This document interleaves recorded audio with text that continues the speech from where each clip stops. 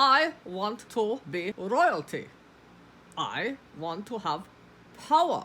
So I'm learning about all of the monarchs in England, throughout history. The conquerors and the ones that inherited all of their wealth and glory.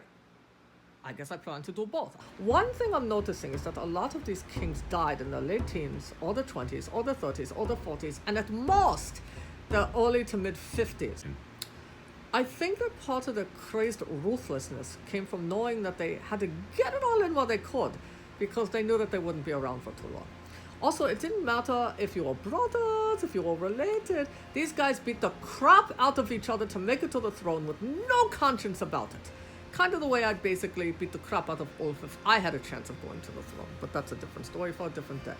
So there are a couple of House of Denmark kings before we're back to the House of Wessex. The House of Denmark kings included King Harold I and also King Cnut. That's a mouthful. King Harold I reigned from 1035 to 1040. He really wasn't the people's choice. He inherited the throne when his brother and the preferred heir, Cnut, was away in Denmark.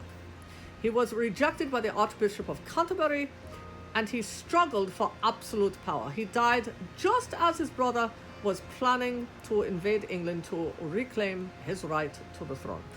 So King Cnut, this nice and stable fellow, exhumed and beheaded his dead brother Harold for the harsh treatment of the stepbrother, who, Harold, equally nice and stable, had blinded and exiled. King Cnut ruled pretty freaking poorly, I must say. He increased taxes at a time when there were poor harvests. This led to civil unrest. He died after drinking to the health of a bride. Isn't that ironic? He drank to the health of a bride and then he died. Yeah, I made another rhyme. Back to the House of Wessex, another saint. This was Saint Edward the Confessor, who reigned from 1042 to 1066. Edward's half-brother was King Cnut. Edward became king when Cnut died.